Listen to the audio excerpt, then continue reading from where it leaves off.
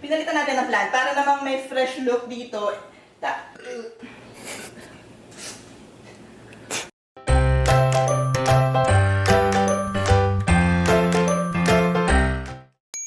Hi, this is Elle and welcome to another video. 3 weeks na tayong nasa bahay. Kamusta na kayo? Sana okay kayo. Ako, binibisi ko na lang yung sarili ko. And kung fina-follow nyo ako sa Instagram, shinare ko doon sa stories, ganyan, na nagligpit ako ng kitchen. And yun yung topic natin ngayon. The past 2 to 3 days, yun yung pinagkakaabalahan ko. And happy ako sa kanya. Ito na, ayos na actually yung kitchen namin. Pero pakita ko rin sa inyo yung process later para at least baka meron kayong mapulot na mga ideas para sa mga sarili-sarili yung kitchen. So, alika, start na tayo sa pag-aayos natin. Sisimulan ko na yung pag-aayos itong kitchen na to. Sobrang dinidread ko to. Tinatamad akong tanggalin lahat ng gamit and pagpilian sila. Pero, kailangan na siyang gawin ngayon para mag-clear-clear naman yung utak ko. And eto, pakita ko muna sa inyo yung itsura niya ngayon. So, maliit lang talaga yung kitchen namin. Ito yung main, sink, dyan kami nagluluto. Tapos ito yung extra counter. Tapos may shelf. Ito, kailangan ko nung ayusin to and organize. Pati itong shelf sa ibabaw ng sink. Ang pinaka-problem area is itong dalawang shelf na to. Obvious ba? Originally, dito dapat yung microwave, maglalagay mo ng oven or something. May outlet na dyan sa loob. Pero dahil wala naman pa kaming ganun, ayan, kung ano lang nilalagay namin dyan. So basically, ang una-una kong gagawin is lahat ng laman ng shelf na yan, itong dalawang shelf dyan, tatanggalin ko lahat, lalagay ko dito sa table namin, tapos lilinisin yan lahat. After ko linisin yung mga shelves, lahat, grabe. As in, napaka-satisfying makitang matanggal lahat ng alikabok doon. Yung next naman is ito, yung mga tinanggal ko sa shelf, kailangan ko linisin, kailangan ko ng pagpilian ko ano yung mga ibabalik and yung mga i-dispose na. So, ayan. Di naman ganun kadami. So, okay lang. Break time. Dahil may mga kakain. Ayan. Tsaka ito. Gantay kayo. Down. Okay na. Malinis na yung shelves and busog na yung mga dogs. Kaya ngayon, magpupunas tayo ng mga spices natin dahil alikabok nila. Tuwing kailan yung ginagawa to? Ako wala. Kung trip ko lang. Which is sobrang bihira. Meron na akong tinatry gawin. Ayan. Nisisprayan ko nito. Tapos, tinatry kong tanggalin yung mga label nila. Dahil may binili akong label maker. So, gusto ko lalagyan ko sila ng mga pakit kong label maker. Gumana siya. Ayan o. Oh, steak rub. So, tatry natin siya dito sa lahat. Ang cute! Sobrang di nakakatuwa magtanggal nito. Pero, nakakatuwa yung mga labels. Ito rin. Hi! Next day na nung ating paglilinis and kitang-kita na yung kalinisan ng tiles. Dahil pinunasan ko siya kagabi, pero ayan, nang matapos ko kagabi, nandito pa rin, ang kalat pa rin. Ang ganda naman sa araw nito mga baso na to. So, hugasan ko lang sila bago ko ibalik doon. Ano ba yan? Gabi na naman. Late na kasi ako nagsimula eh. Pero ito, gagawin ko na yung pinaka-dreaded part ko, which is ito. Yung gilid na yan na ginawa talaga naming tambakan. As in, kung merong bagay na, saan kaya to? Di mo alam? Diyan na. Ansan? Hoy, Bella. Epan, ikaw, dyan ka na rin. Di ko alam anong gagawin ko sa'yo. Ha? So, ang gulo nila. Wala na. Hindi na tayo mag-uusap. Christmas. So, anyway, ano ba yung mga nandyan? As in, sobrang random talaga. Wala nang chance. Ang gulo nila. Sobrang random talaga nung nandyan. Kunwari, like, bababa natin anong gagawin dito kung hindi alam nandyan. So, hindi pwede. Kailangan ko nang gawing useful yung ano na yan, space na yan para hindi ganyan nakakairita. Oo na, sige na Bella. Babay ka na. Babay na. Magligpit na tayo. So, clear na ngayon yung ilalim. Napunasan ko na rin siya. And ito lahat yun.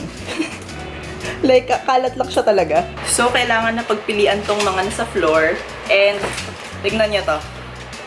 Meron akong tatlong insect repellent. Dahil nakatambak lang sila, hindi namin alam, meron pa bala, bili ulit kami. Ayan, meron kaming tagkakalahating tatlo. Itong mga to, yung mga panlinis, mga ganito, lalagay na to dun sa powder room, yung cabinet dun.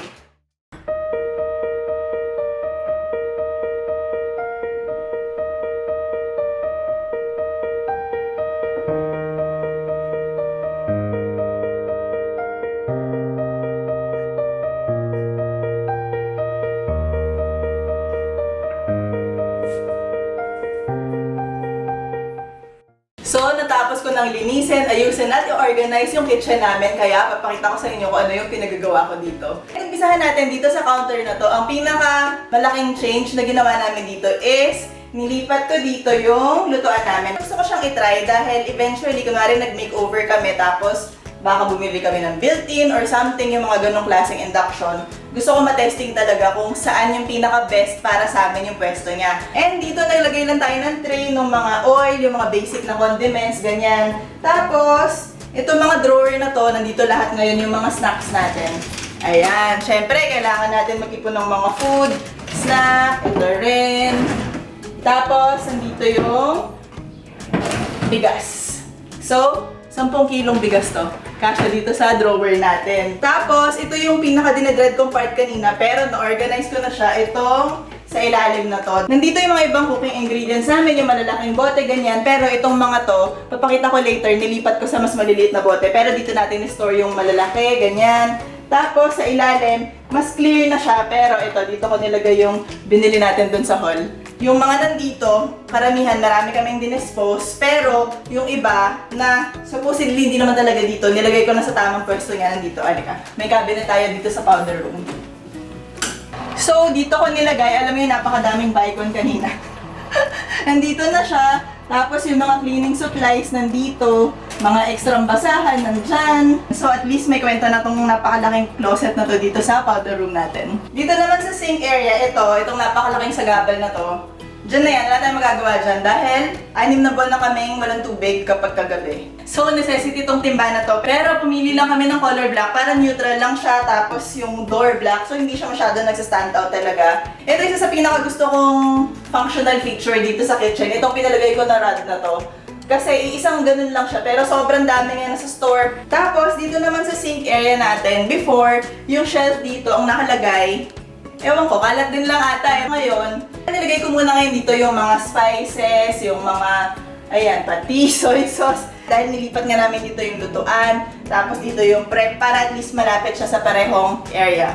So, dahil lang. Feeling ko, tignan natin kung gagana. Feeling ko gagana siya so far. Gumagana siya for the past day. Isang araw na na ginamit ko tong setup na to. Dito naman sa mga drawers, eto, dito sa una namin drawer, ito yung mga utensil, nandyan yung mga kutsara, tinidor. Itong pangalawa, mga trash bag, yung mga Tupperware na ginamit namin, may foil, ganyan. Tapos, itong pinakailalim na drawer, ito yung lalagyan namin nung mga bagay na hindi namin masyadong ginagamit. Then, dito naman sa kabilang cabinet, ayan, pinalagyan namin ng ganito para dito yung mga baso, ganyan. Tapos dito sa baba, ito mga bowl, tapos dyan yung plate, tapos sa ilalim yung mga plastic container, yung mga mas nakatamad abutin.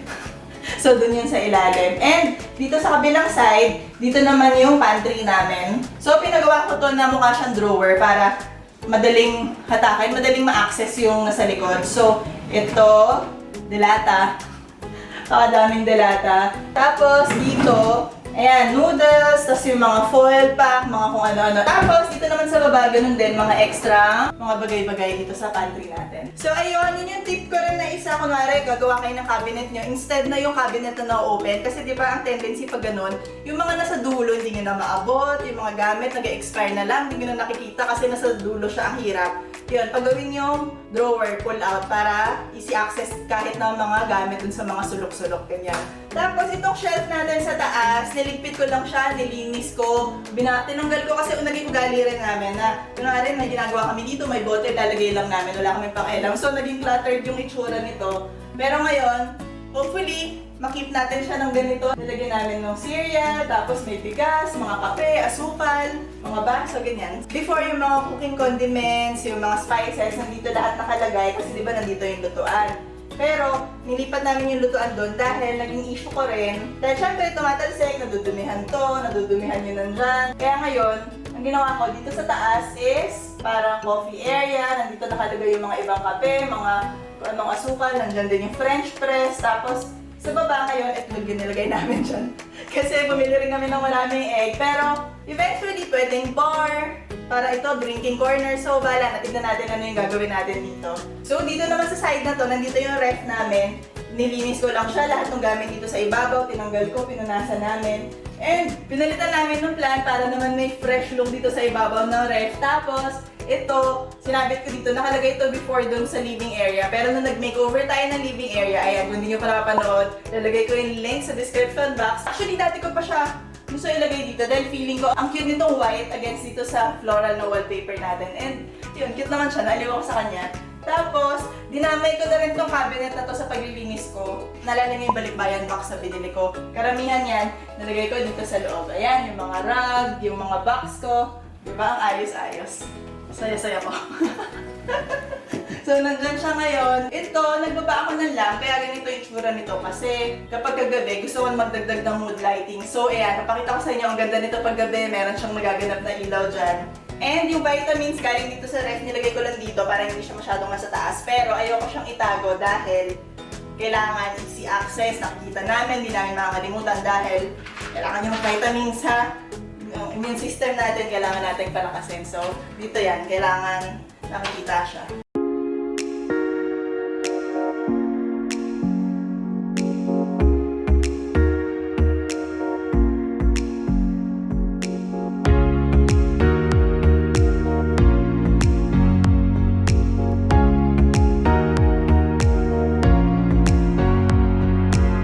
Sobrang happy ako sa ayos ng kitchen namin ngayon dahil long overdue na talaga yung pag-organize nito, yung pagtatanggal ng mga gamit na hindi na namin kailangan. And, ayun, dun sa isang araw na na-enjoy ko siya, sulit siya. Isang araw pa lang, sulit na. Pero yun, wini-wish ko talaga and hinuhope ko na ma-maintain ko to. Gagawin ko yan. Kaya ko yun. So next, medyo mag-iiba yung look nito. Hindi naman lahat, syempre keep namin yung tiles na yan. Yung mga ano lang, paint colors, tapos yun nga, konting dagdag na cabinet, tsaka mga konting ayos-ayos lang sa ilalim para mas maging functional yung space niya. Yun, excited na ako para doon, pero sa ngayon, happy ako. Happy ako dito. And hopefully, nagustuhan niyo tong video natin ngayon. So, ingat kayo lahat dyan. Until next time, bye!